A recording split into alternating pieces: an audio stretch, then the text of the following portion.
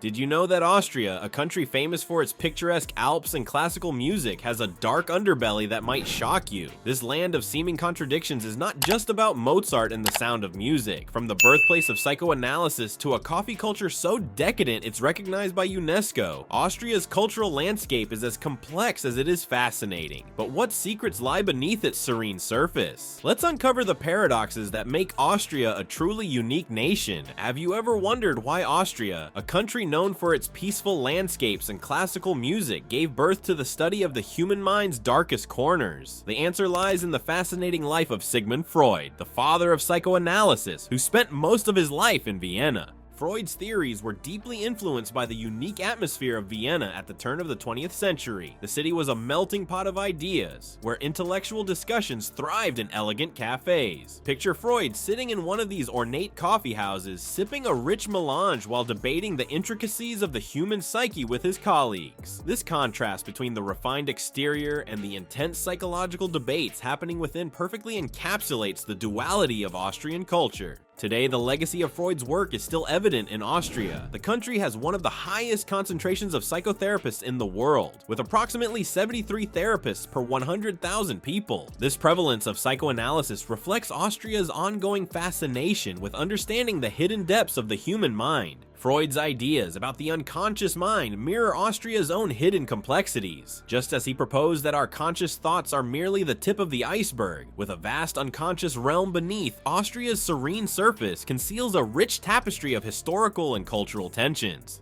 Psychoanalysis became more than just a medical practice in Austria. It evolved into a way for Austrians to cope with their complex cultural identity. As the country grappled with the loss of its empire and the trauma of 2 world wars, Freud's theories provided a framework for understanding and processing these collective experiences. You might think you know what a coffee house is, but in Austria, it's so much more than just a place to grab a quick caffeine fix. These elegant establishments have earned UNESCO recognition, but not for the reasons you might expect. What makes Austrian coffee culture so unique that it's considered a form of intangible cultural heritage? Step into a typical Viennese coffee house, and you'll find yourself transported to another era. The air is thick with the aroma of freshly brewed coffee and the gentle clinking of porcelain cups. Elegant chandeliers cast a soft glow over marble-top tables, where patrons sit for hours, lost in conversation or deep in thought.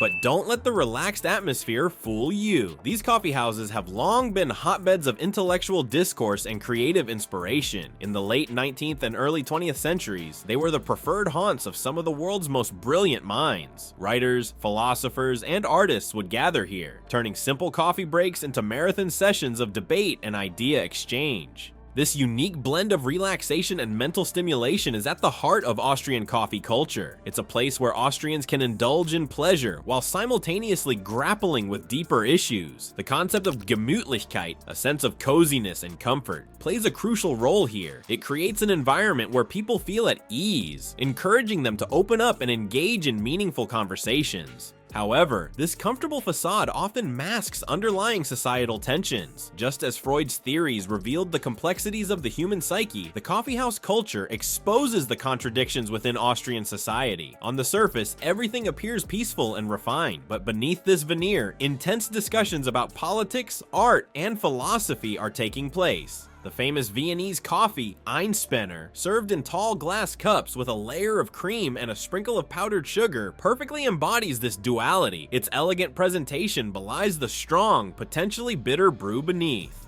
In many ways, Austrian coffee culture serves as a microcosm of the nation's larger cultural contradictions. It's a place where the past and present collide, where pleasure and intellectual rigor coexist, and where the line between public and private spaces blurs. When you think of a neutral country, images of peace and tranquility might come to mind. But what if neutrality was actually a mask for a nation's deep-rooted obsession with conflict? Austria's journey from empire to neutrality hides a fascinating psychological struggle that continues to shape its identity today.